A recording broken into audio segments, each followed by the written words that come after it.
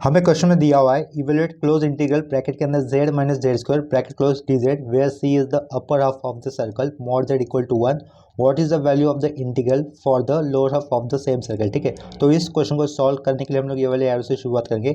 यहाँ पर right corner में एक सर्कल ड्रॉ किया हुआ है। ये सर्कल यूनिट सर्कल की रेडियस का रहेगा, यानी कि रेडियस इक्वल टू 1 होगी। ठीक है, इतना क्लियर हो गया।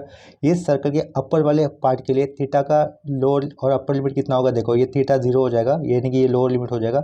और यहाँ तक अगर ये 180 तक जाता है तो ये अपर हाफ कंप्लीट हो जाएगा। ठीक है, तो मैक्सिमम लिमिट कितना हो जाएगा अपर वाले केस में, पाई हो जाएगा। ठीक है, lower half of the circle के लिए यहाँ से शुरुआत करनी होगी, तो लोअर लिमिट कितना रहेगा, पाई रहेगा। और यहाँ से लेकर हम लोग यहाँ तक जाएंगे तो अपर लिमिट कितना हो जाएगा, 2 पाई हो जाएगा for the lower half of the circle. ठीक है, अगर काउंटर यानी कि इंटीग्रल का पाथ अगर सर्कल होता है यानी कि क्लोज का होता है, in that case z equal to हमें r dot e to the power i theta ये वाला सब्स्टिट्यूशन करना होता है। ठीक है, तो देखो यहाँ पर क्या लिखा हुआ है, for upper half of the circle हमें क्या कंसिडर करना होगा, let z equal to r dot e to the power i theta ये कंसिडर करना होगा। ये कॉम्प्लेक्स नंबर का यूलर फॉर्म होता है जिसमें रेडियस को उन्होंने कितना दिया हुआ है, मॉड z इक्वल टू 1। ठीक है, मॉड z का मतलब ही क्या होता है, r होता है, तो यहाँ पर हम लोग साइड में लिख देंगे since r equal to mod z equal to 1। ये ऐसा होने के कारण हम लोग लेफ्ट साइड में z इक्वल टू क्या लिख सकते हैं, e to the power i theta, इतना ही लिख सकते हैं। ठीक है, z से हम लोग क्या बनाएंगे, डी जेड बनाएंगे, यानी कि डिराइव्ड करना होगा बोथ साइड, तो z का डिराइव्ड डी जेड लिखा लेफ्ट साइड में is equal to e to the power i theta का derived e to the power i theta रहेगा। उसके बाद जो पावर में आया, ई के पावर में जो आया उसका भी हमें फर्दर डिराइव्ड करना होगा। तो आई तो कांस्टेंट है, तो ये आई कांस्टेंट एज इट इज रखा, और थीटा का डिराइव्ड विद थीटा होने के कारण यहाँ पर हमें लास्ट में लिखना होगा डी थीटा लिखना होगा। ठीक है, वैसे तो थीटा का डिराइव्ड 1 हो जाएगा, लेकिन यहाँ पर थीटा ये वेरिएबल है क्योंकि थीटा की वैल्यू चेंज हो रही है ना, यहाँ से 0 से लेकर पाई तक जा रही है, वैल्यू चेंज हो रही है, इसका मतलब ये थीटा ये वेरिएबल हो जाएगा। तो उसका डिराइव्ड अगर हम लोग विद थीटा करेंगे तो लास्ट में हमें डी थीटा लिखना होगा। ठीक है, इसके बाद लेफ्ट साइड में हमें दिया हुआ क्वेश्चन लिखना होगा, यानी कि देखो पूछा क्या क्वेश्चन में, ये क्लोज इंटीग्रल सी हो गया, ब्रैकेट के अंदर z लिखेंगे, माइनस जेड स्क्वायर लिख दिया और ये राउंड ब्रैकेट क्लोज और उसके आगे डी जेड लिखा। ठीक है, इज इक्वल टू ये इंटीग्रेशन का इंटीग्रेशन साइन ले दिया, फिर ब्रैकेट जेड की जगह पे हमें सब्स्टिट्यूट क्या करना था, e to the power i theta लेना, तो ये e to the power i theta ले लिया। उसके बाद माइनस दिख रहा है, ये माइनस लिखा, जेड के पावर में 2 है, यानी कि क्या लिखेंगे यहाँ पर e to the power i two theta लिख देंगे। ठीक है, इतना क्लियर हो गया, ये राउंड ब्रैकेट क्लोज कर दिया। उसके बाद डी जेड लिखना था, डी जेड की जगह पे हमारे पास वैल्यू क्या है, e to the power i theta ये लिखा, साइड में क्या ये आई और लास्ट में ये डी थीटा हो गया है। ठीक है, यहाँ पर हमें इंटीग्रेशन की लिमिट मेंशन करने होंगे, लेकिन हम लोग for upper half of the circle करें जिसके लिए ये इंटीग्रेशन की लिमिट क्या होगी, 0 से लेकर पाई ये हो गए। ठीक है, तो यहाँ पर हमें ऊपर क्या लिखना होगा, पाई लिखना होगा। यहाँ पर राउंड ब्रैकेट के बाहर जो ये आई दिख रहा है ये कांस्टेंट है, तो उसको हम लोग क्या लेंगे, इंटीग्रेशन के पहले लिख लेंगे। ठीक है, उसके बाद ये इंटीग्रेशन हमें एज लिखना है उसके लोअर और अपर लिमिट के साथ, तो ये इंटीग्रेशन लोअर लिमिट का 0 लिखा, अपर लिमिट का पाई लिखा। ब्रैकेट के अंदर हम लोग क्या करेंगे, जो राउंड ब्रैकेट के बाहर e to the power i theta था उसको हम लोग ब्रैकेट के अंदर आए हुए टर्म के साथ मल्टीपल कर देंगे। ठीक है, तो फर्स्ट टर्म अपना बन जाएगा e to the power i two theta ये बन जाएगा, और माइनस फिर क्या लिखेंगे हम लोग, e to the power i 3 theta लिख देंगे, ये राउंड ब्रैकेट क्लोज कर दिया और लास्ट में क्या लिखेंगे, डी थीटा लिख देंगे। ठीक है, नेक्स्ट स्टेप पे हमें क्या करना होगा, देखो ये बाहर का आई एज इट इज रहेगा।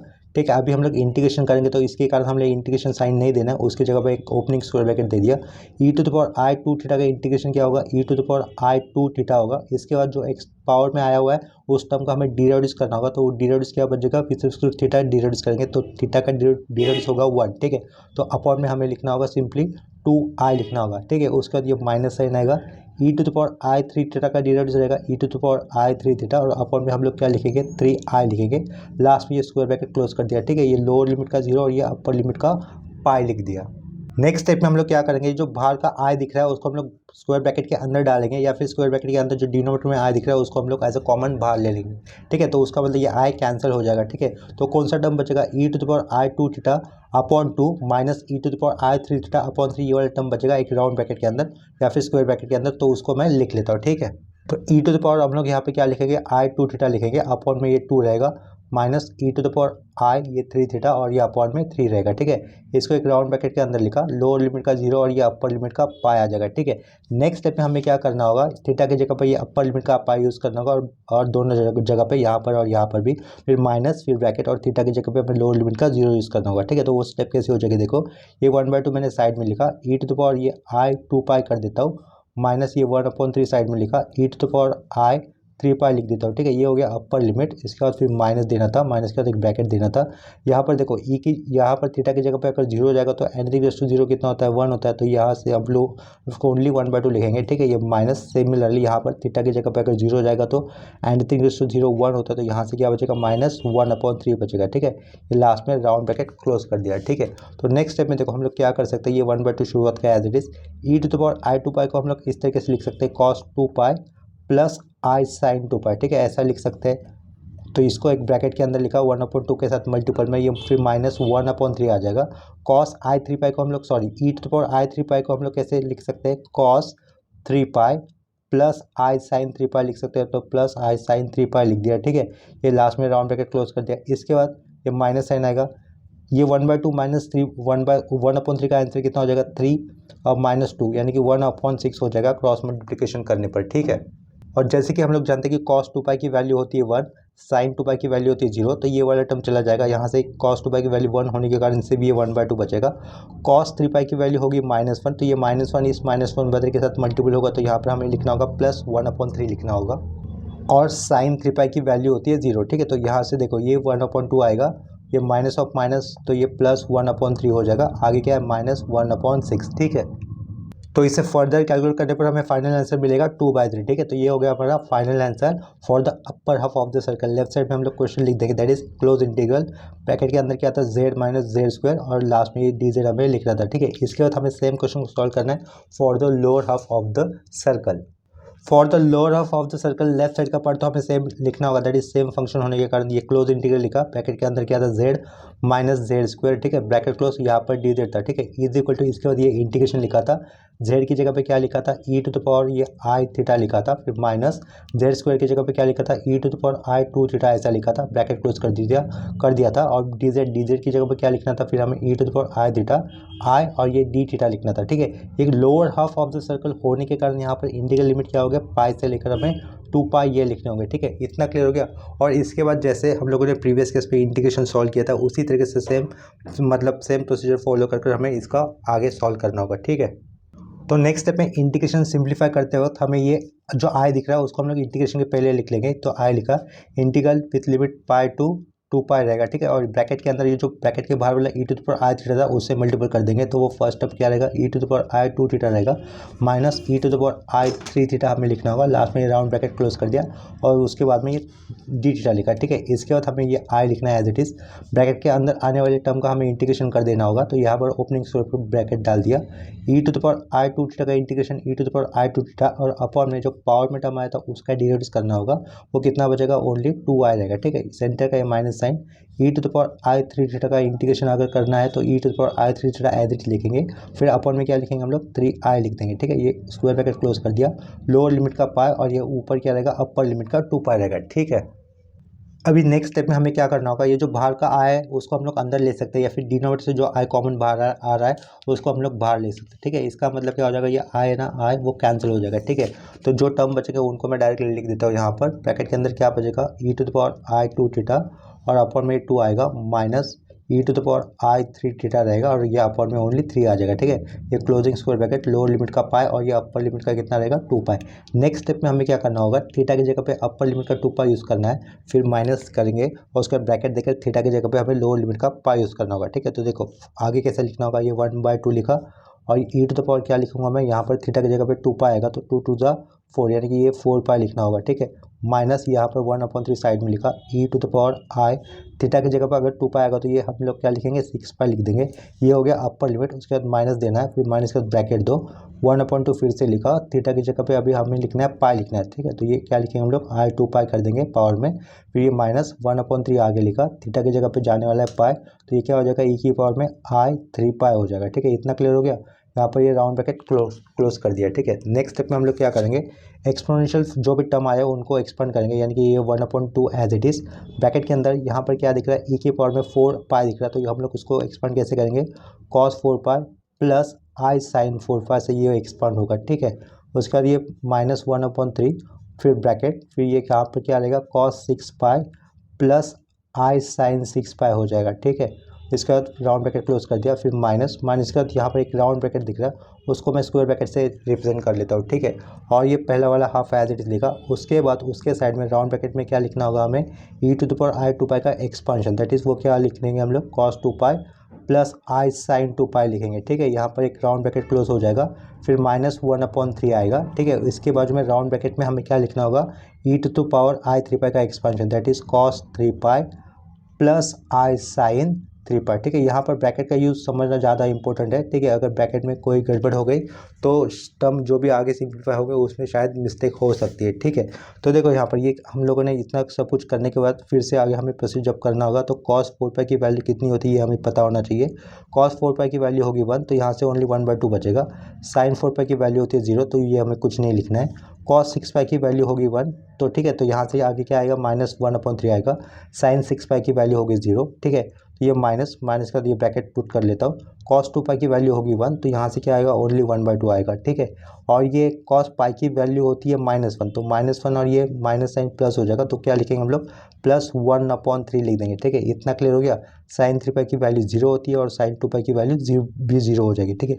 साइन के साथ अगर पाई आता है, भले ऑड नंबर हो फिर इवन नंबर हो, उसकी वैल्यू हमेशा 0 रहेगी, ठीक है। ये लास्ट में हम लोग राउंड ब्रैकेट क्लोज कर देंगे, ठीक है। तो नेक्स्ट स्टेप में क्या करना होगा, ये राउंड ब्रैकेट अगर हम लोग ओपन करते हैं तो देखो फाइनल आंसर हमें क्या मिलेगा, ये 1/2, ये -1/3, फिर से ये -1/2, ये -1/3 हो जाएगा, ठीक है। तो +1/2 -1/2 कैंसिल हो रहा है, तो यहाँ पर फाइनल आंसर हमें क्या मिल रहा है, -2/3 ये मिल रहा है, ठीक है। और इसके लेफ्ट साइड में फंक्शन जो था वो हमें लिखना होगा, that is close integral bracket के अंदर z-z², राउंड ब्रैकेट क्लोज, और यहाँ पर dz, ठीक है। इतना क्लियर हो गया।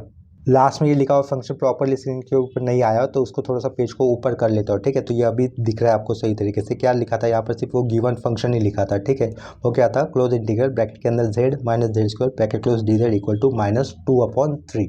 अभी देखो सेम कंसेप्ट के ऊपर नेक्स्ट क्वेश्चन में क्या दिया हुआ है, evaluate close integral z bar dz where c is the upper half of the circle r = 1, ठीक है। ये सर्कल ड्रॉ किया, इसका सिर्फ अपर हाफ हमें लेना होगा, तो ये थीटा क्या होगा, 0 से लेकर पाई तक ये रहेगा, ठीक है। इतना क्लियर हो गया।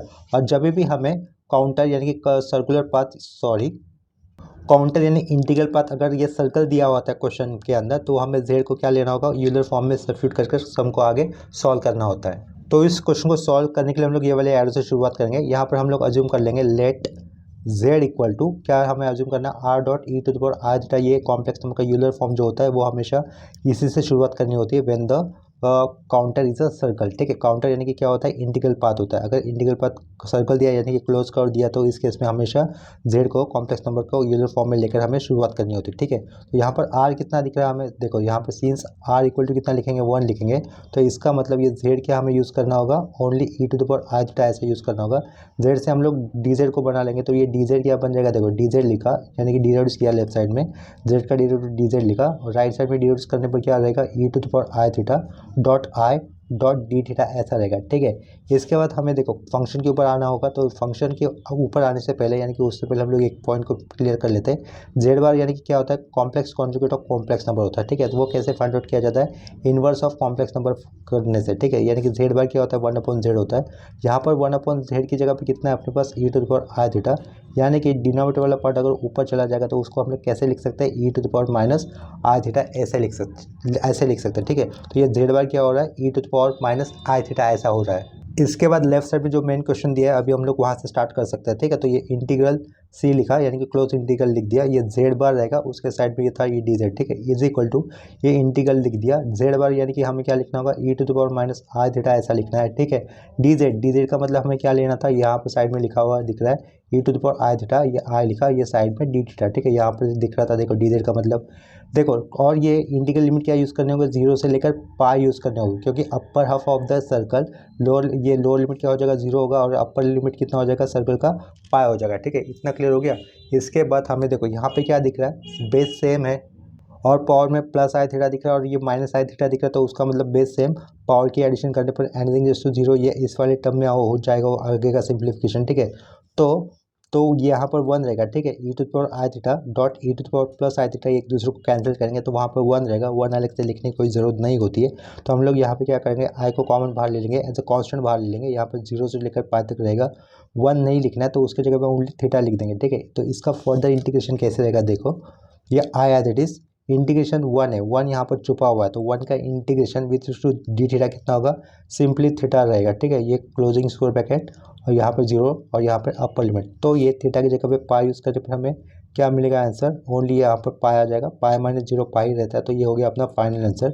इसको हम लोग दूसरे तरीके से कैसे लिख सकते हैं, पाई को पहले लिखना होगा, आई को बाद में लिखना होगा, ठीक है। तो यहाँ पर ये हो गया उसका सोल्यूशन क्वेश्चन का। लेफ्ट साइड में फिर से जो दिया हुआ क्वेश्चन जो था उसको हम लोग लिख देंगे, that is close integral z bar और ये डी जेड, ठीक है। इसके बाद सेम कंसेप्ट के ऊपर और एक आखिरी क्वेश्चन कर लेते हैं। नेक्स्ट क्वेश्चन देखो क्या दिया हुआ है, इवेलुएट क्लोज इंटीग्रल ब्रैकेट के अंदर 2z + 3 अपॉन जेड और ये ब्रैकेट के बाहर लिखा हुआ है dz वेयर सी इज ये फर्स्ट 3 पार्ट लिखा हुआ है। तो उसमें से पहला पार्ट क्या दिख रहा है, the upper half of the circle mod z equal to 2, second दिया है the lower half of the circle mod z equal to 2 और थर्ड पार्ट में पूछा है the whole circle in the anticlockwise direction, ठीक है।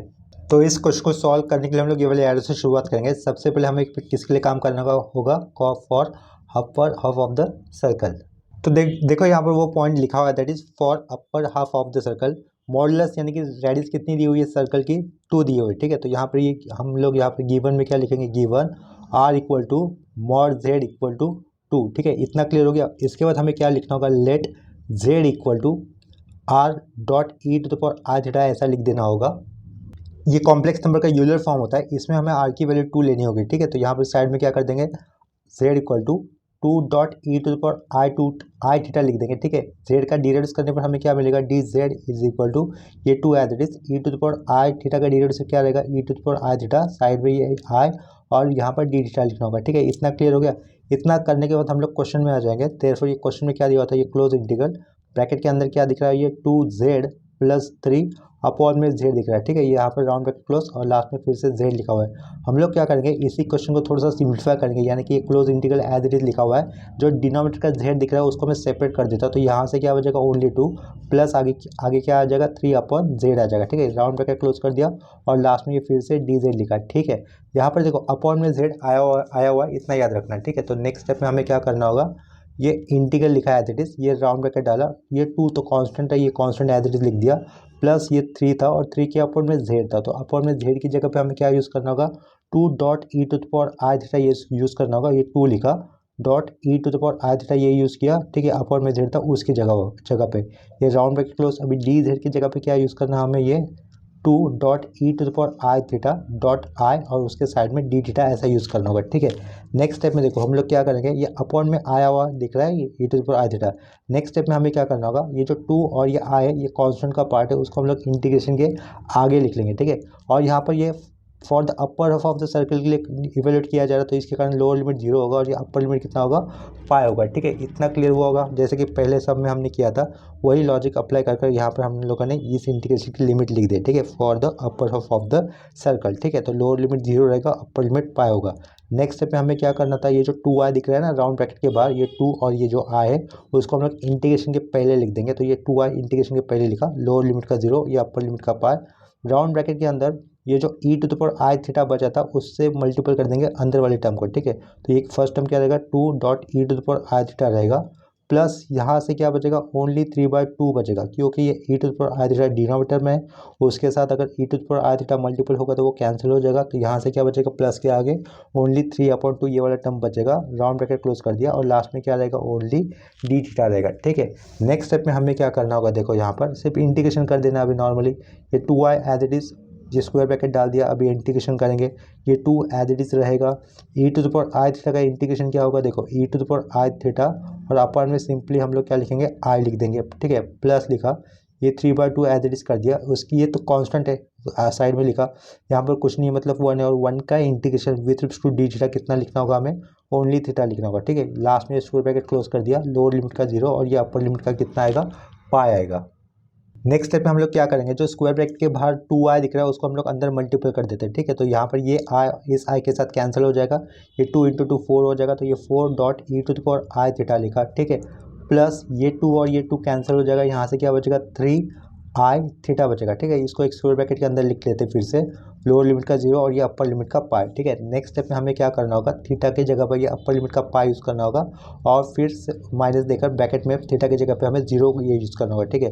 ये 4 as it is e to the power i pi कर दिया, प्लस ये 3 i as it is, theta की जगह पर ये पाई कर दिया, ठीक है। ये हो गया अपर लिमिट, इसका हम लोग माइनस देंगे, माइनस का एक ब्रैकेट देंगे, थीटा की जगह पे जाएगा अभी 0, ठीक है। तो ये 4 रहेगा, ई टू द पावर ये 0 ऐसा हो जाएगा, प्लस ये 3 इंटू थीटा की जगह पे 0 आ रहा है तो ये टर्म 0 ही हो जाएगा, ठीक है। तो प्लस के आगे हमें सिंपली 0 लिखना है, ये राउंड ब्रैकेट क्लोज कर दिया, ठीक है। तो नेक्स्ट स्टेप में हम लोग e to the power i पाई को किस तरह से एक्सपेंड कर सकते हैं, देखो ये 4 ब्रैकेट के अंदर क्या हो जाएगा, फिर वो cos pi plus i sine pi ऐसा हो जाएगा, ठीक है। ये राउंड ब्रैकेट क्लोज कर दिया, प्लस यहाँ से क्या बचेगा, ये 3 पाई आई बचेगा, और लास्ट में ये -4, एनीथिंग जस्ट टू 0 1 होता है तो 1 इंटू 4 4, उसके पहले जो माइनस साइन था वो लिख दिया, ठीक है। इसके बाद कॉस पाई की वैल्यू कितनी होती है, -1, तो ये -1 और बाहर का 4 कितना हो जाएगा, -4 हो जाएगा, ठीक है। और यहाँ पर ये कितना हो जाएगा, कॉस पाई की वैल्यू 0, साइन पाई की वैल्यू 0 होती है, कॉस पाई की वैल्यू -1 जो कि 4 के साथ मल्टीपल करने पर नीचे लिखा है -4, ये बीच वाला टर्म क्या था, 3 पाई आई था, और लास्ट में क्या था, -4 था, ठीक है। तो ये फाइनल आंसर यहाँ से क्या मिल रहा है हमें, -8 प्लस 3 पाई आई, ये अपना फाइनल आंसर हो रहा है। इसके लेफ्ट साइड में हमें जो फंक्शन था वो लिखना होगा, that is close integral, bracket के अंदर क्या था, 2z+3 अपॉन का z, राउंड ब्रैकेट क्लोज, और लास्ट में यहाँ पर dz था, ठीक है। तो यहाँ पर ये हमारा फर्स्ट पार्ट कंप्लीट हो जाता है for the upper half of the circle के लिए, ठीक है। इसका सिंप्लीफिकेशन करते वक्त हमें ये जो स्टेप मिला था, ये जो तीसरा स्टेप मिला था, उसको मैं नंबर 1 से रिप्रेजेंट कर लेता हूँ, ठीक है। For the lower half of the circle हम लोग क्या करेंगे, ये जो थर्ड स्टेप पे जो लिमिट दिख रहा है बस वो लिमिट चेंज कर देंगे, क्योंकि बाकी का सब कुछ पर सेम होने वाला है। For the lower half of the circle हम लोग लिमिट क्या यूज़ करेंगे, लोअर लिमिट की जगह पर यहाँ पर पाई आएगा, और अपर लिमिट की जगह पर यहाँ पर हमें 2 पाई यूज़ करना होगा, ठीक है, जो हम लोग directly reference from equation number 1 से यूज़ कर सकते हैं। तो आगे क्या लिखा है देखो, for lower half of the circle from equation 1 किया हुआ है, देखो इक्वेशन 1 यहाँ पर आया हुआ दिख रहा है, ठीक है। तो ऊपर के सारे स्टेप कौन सेम ही रहेगा, सिर्फ ये लोअर लिमिट हमें चेंज करने होंगे। लोअर लिमिट ये 0 की जगह पे आएगा, अपना पाई आएगा, और अपर लिमिट पाई की जगह पे हमें लिखना होगा 2 पाई लिखना होगा, ठीक है, for the lower half of the circle. तो लेफ्ट साइड में फंक्शन का पार्ट हमें एज इट इज लिखना होगा, तो यहाँ पर भी हम लोग लेफ्ट साइड के फंक्शन का पार्ट एज इट इज लिख देंगे, that is close integral, bracket के अंदर क्या रहेगा, 2 times of z plus 3 upon में कंप्लीटली ये z लिखा, राउंड ब्रैकेट क्लोज, यहाँ पर क्या लिखेंगे dz, ठीक है। इक्वेशन नंबर 1 में लेफ्ट साइड में हम लोगों ने बाहर ये 2y लिया हुआ है, वो 2y लिख देंगे, ठीक है। उसके बाद आएगा ये इंटीग्रल साइन, लोअर लिमिट की जगह पे हमें लिखना होगा पाई, और अपर लिमिट की जगह पे हमें लिखना होगा 2 पाई, ठीक है। इसके बाद क्या दिख रहा है हमें इक्वेशन नंबर 1 के अंदर, ये राउंड ब्रैकेट के अंदर ये 2 लिखा हुआ है, उसके साइड में e to the power i theta लिखा हुआ है, ये प्लस था, ठीक है, और उसके बाजू में क्या था, 3/2 था, तो ये 3/2 लिख दिया, राउंड ब्रैकेट क्लोज, और उसके बाहर क्या ये इक्वेशन नंबर 1 के अंदर डी थीटा दिख रहा है, ठीक है। तो यहाँ पर हमें क्या लिखना होगा, फिर से एक बार डी थीटा लिखना होगा। नेक्स्ट स्टेप में हमें नॉर्मल इंटीग्रेशन कर देना होगा, ठीक है। तो यहाँ पर ये 2y एज इट इज़ बाहर रख दिया, इंटीग्रेशन कर रहे हैं, इसके कारण अभी इंटीग्रेशन नहीं देना होगा, उसकी जगह पे ये ओपनिंग स्क्वायर ब्रैकेट दे दिया, ये 2 as it is, e to the power i theta का integration e to the power i theta रहेगा, अपॉन में हमें आई लिखना होगा, ठीक है। ये प्लस लिख दिया एज इट इज, ये 3/2 ये कांस्टेंट है एज इट इज लिखा, यहाँ पर कुछ नहीं, मतलब 1 है, और 1 का integration with respect to d theta कितना लिखना होगा, हमें सिंपली थीटा लिखना होगा, ये क्लोजिंग स्क्वायर ब्रैकेट, यहाँ पर लोअर लिमिट का आएगा पाई, और ये अपर लिमिट का कितना यूज़ करेंगे हम लोग, 2 पाई यूज़ करेंगे, ठीक है। नेक्स्ट स्टेप में हम लोग जो स्क्वायर ब्रैकेट के बाहर 2i दिख रहा है उसको अंदर ले लेंगे, तो ये i और ये i कैंसिल हो जाएगा, और ये 2 और ये 2 कितना हो जाएगा, 4 हो जाएगा, ठीक है। 4 के साइड में लिख देंगे हम लोग e to the power i theta, plus ये 2 और ये 2 कैंसिल, यहाँ पर क्या आ जाएगा, वो 3i थीटा रहेगा, उसको एक राउंड ब्रैकेट के अंदर लिख देंगे, लोअर लिमिट का पाई, और ये अपर लिमिट का कितना लिखा, 2 पाई। नेक्स्ट स्टेप में हमें क्या करना होगा, थीटा की जगह पे अपर लिमिट का 2 पाई यूज़ करेंगे, फिर उसके बाद माइनस माइनस का ब्रैकेट, और थीटा की जगह पे लोअर लिमिट का पाई यूज़ करना होगा, ठीक है। तो यहाँ पर देखो फर्स्ट टर्म ये 4 लिखा, ई टू द पावर आई 2 पाई लिख दिया, प्लस ये 3i, थीटा की जगह पर ये 2 पाई लिख दिया, ठीक है, राउंड ब्रैकेट क्लोज कर दिया। उसके बाद क्या करेंगे हम लोग, माइनस माइनस का फिर ये ब्रैकेट, थीटा की जगह पे अभी यूज़ करना हमें पाई, लोअर लिमिट की वैल्यू, दैट इज ये 4, ई टू द पावर ये आई पाई लिख दिया, प्लस ये 3 लिखा, आई लिखा, और थीटा की जगह पर ये पाई लिख दिया, ठीक है। यहाँ पर एक राउंड ब्रैकेट क्लोज कर दिया। नेक्स्ट स्टेप में हम लोग क्या करेंगे, जो ई टू द पावर आई 2 पाई दिख रहा है उसको हमें एक्सपांड करना होगा, यानी कि ये 4 एज इट इज लिखा, उसके साइड में राउंड ब्रैकेट के अंदर हमें क्या लिखना होगा, cos of 2 pi plus i sine of 2 pi लिखना होगा, ठीक है। इतना क्लियर हो गया। इसको एक राउंड ब्रैकेट के अंदर एंक्लोज करने के बाद साइड में हम लोग क्या लिखेंगे, 3i इंटू 2 पाई, वो कितना लिख सकते हैं हम लोग, 6 पाई आई लिख सकते हैं, तो वो लिख दिया, माइनस फिर उसके राउंड ब्रैकेट, उस राउंड ब्रैकेट की जगह पे एक स्क्वायर ब्रैकेट डाल देता हूँ, ठीक है। तो उसके बाद ये 4 लिखा, क्योंकि ऐसा किया क्योंकि ई टू द पावर आई पाई को हम लोग राउंड ब्रैकेट के अंदर एक्सपांड करके लिख देंगे, तो वो क्या हो जाएगा, cos pi plus i sine pi हो जाएगा, ठीक है। यहाँ पर वो राउंड ब्रैकेट क्लोज कर दिया। आगे क्या था, जो 3i पर था उसको हमें एज इट इज लिख देना होगा, तो प्लस 3 पाई ये एज इट इज लिखा, लास्ट में ये स्क्वायर ब्रैकेट क्लोज कर दिया। ठीक है, नेक्स्ट स्टेप में हमें क्या करना होगा, जो ये राउंड स्क्वायर ब्रैकेट के आगे जो माइनस साइन है उसको हम लोग एक्सपांड कर देंगे, यानी कि इस ब्रैकेट को एक्सपांड करने पर माइनस साइन अंदर जाएगा तो प्लस का माइनस करेगा, माइनस का प्लस करेगा। ठीक है, और यहाँ पर हम लोग at the same time cos 2 पाई की वैल्यू और ये साइन 2 पाई की वैल्यू क्या होती है वो वैल्यू भी सब्स्टिट्यूट कर देंगे। ठीक है, कॉस 2 पाई की वैल्यू होती है 1, तो 1 इंटू ये 4 कितना रहेगा, ओनली 4 रहेगा। साइन 2 पाई की वैल्यू 0 होती है। ठीक है, तो आगे क्या लिखना होगा, हमें 6 पाई आई लिखना होगा। ठीक है, अब उसके आगे कॉस पाई की वैल्यू होती है -1, -1 इंटू दिस 4 -4, उसके आगे माइनस साइन दिख रहा है तो वो क्या हो जाएगा, +4 हो जाएगा। ठीक है, साइन पाई की वैल्यू होती है 0, तो वो हमें नहीं लिखना होगा।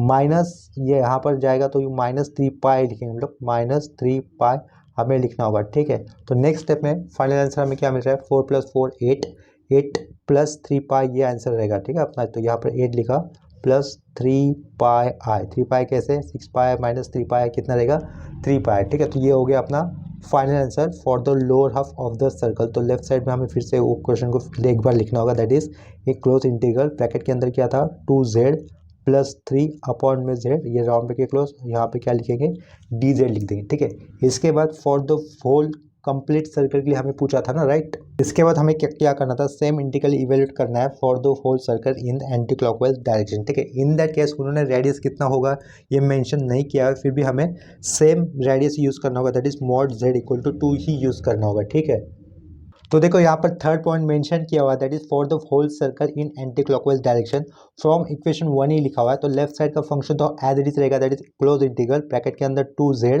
ठीक है, +3 अपॉन का ये z आएगा, राउंड ब्रैकेट क्लोज, यहाँ पर dz होगा। ठीक है, इज इक्वल टू जो 2i बाहर लिया था वो 2i बाहर ही रहेगा। यहाँ पर इंटीग्रल लिमिट क्या हो जाएगा, 0 से लेकर 2 पाई हो जाएंगे। ठीक है, इतना ही करना चेंजेस हमें करना होगा इक्वेशन नंबर 1 के अंदर। देखो यहाँ पर इक्वेशन नंबर 1 के अंदर क्या दिख रहा है हमें, पहले for upper half of the circle हमने क्या लिया था, लोअर लिमिट 0 और अपर लिमिट पाई लिया था। यहाँ पर कंप्लीट सर्कल होने के कारण लोअर लिमिट तो 0 होगा, और लेकिन अपर लिमिट कितना लिखना होगा, 2 पाई लिखना होगा। ठीक है, और बाकी का सारा पार्ट हमें एज इट इज यूज़ करना होगा। तो ये राउंड ब्रैकेट यहाँ पर पुट करेंगे, उसके अंदर क्या लिखेंगे 2.e⁻I⁻, आगे का ये +3/2 लिखा, राउंड ब्रैकेट क्लोज, और उसके बाहर का ये d थीटा। ठीक है, इसके बाद हमें इसका इंटीग्रेशन इवेल्यूट करना होगा एज जैसे कि इससे पहले किया था। ठीक है, ये 2y इंटीग्रल के बाहर रहेगा। ठीक है, इंटीग्रेशन हम लोग कर रहे हैं, इसके कारण ये ओपनिंग स्क्वायर ब्रैकेट डाल दिया, ये 2e⁻I⁻ का इंटीग्रेशन e⁻I⁻, और डिनोमिनेटर हम लोग क्या लिखेंगे, जो पावर की जगह पर आया हुआ टर्म था उसका डिनोट करके डिनोमिनेटर लिखना होगा। ठीक है, वो कितना रहेगा, ओनली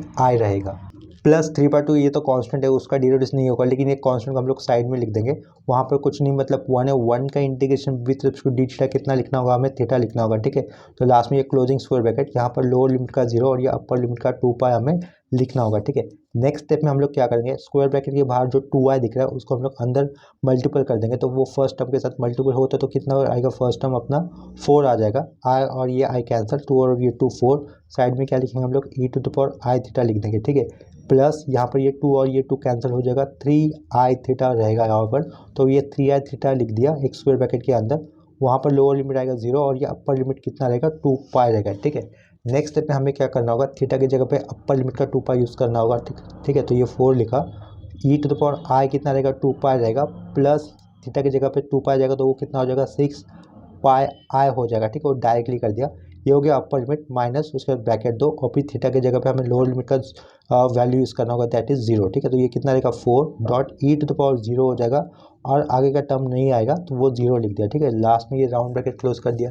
नेक्स्ट स्टेप में हम लोग क्या कर सकते हैं, e⁻I 2 पाई जो दिख रहा है उसको हम लोग एक्सपांड कर सकते हैं। ठीक है, तो वो कैसा हो जाएगा 4, उसके बाद एक round bracket cos 2 pi plus i sin 2 पाई, ये ऐसा हमें लिखना होगा। ठीक है, उसके बाद ये राउंड ब्रैकेट कंप्लीट कर दिया, प्लस आगे का ये 6 पाई एज इट इज रहेगा, उसके बाद एनीथिंग रेस टू 0 कितना होता है, 1 आता है, तो 1 × 4 4, तो उसके आगे माइनस साइन दिख रहा है, तो हम लोग यहाँ पे क्या लिखेंगे, सिंपली -4 लिख देंगे। ठीक है, cos 2 पाई की वैल्यू होती है 1, sin 2 पाई की वैल्यू होती है 0, 1 + 0 1, 1 × 4 4, तो यहाँ से क्या आएगा, ये 4 आएगा, प्लस आगे का पार्ट क्या, +6 पाई आई है, -4 है, +4 -4 कैंसिल, तो फाइनल आंसर कितना बचेगा, 6 पाई आई ये बचेगा। ठीक है, और लेफ्ट साइड में जो इंटीग्रल था या फिर जो क्वेश्चन दिया हुआ था उसे ही हमें फिर से एक बार लिख देना होगा कि वो क्या था, क्लोज इंटीग्रल ब्रैकेट के अंदर 2z + 3 अपॉन का z, लास्ट में ये राउंड ब्रैकेट क्लोज, और उसके बाजू में dz हमें लिखना है। ठीक है, तो for whole complete circle in anticlockwise direction के लिए हमें इस क्वेश्चन का आंसर कितना मिला,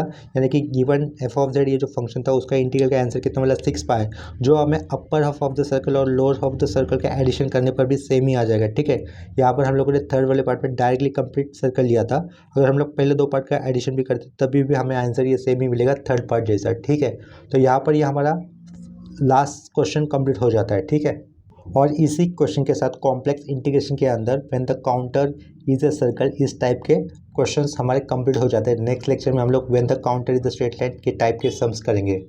कॉम्प्लेक्स इंटीग्रेशन इस टॉपिक से एग्जाम में when the counter is circle या फिर when the counter is the straight line दोनों में से एक क्वेश्चन कंपल्सरी आता है, मिनिमम 5 या फिर 6 मार्क के लिए। आज के इस लेक्चर में हम लोगों ने लगभग तीन ही सम किए होंगे, तो आज के लिए प्रॉब्लम्स में या फिर कंसेप्ट में कहीं पर भी डाउट लगता हो तो आप लोग मुझे कमेंट सेक्शन में इन्फॉर्म कर सकते हो। ठीक है, तो अभी के लिए ये लेक्चर यहीं पे स्टॉप करते हैं, मिलते हैं नेक्स्ट लेक्चर में, तब तक के लिए बाय एंड टेक केयर।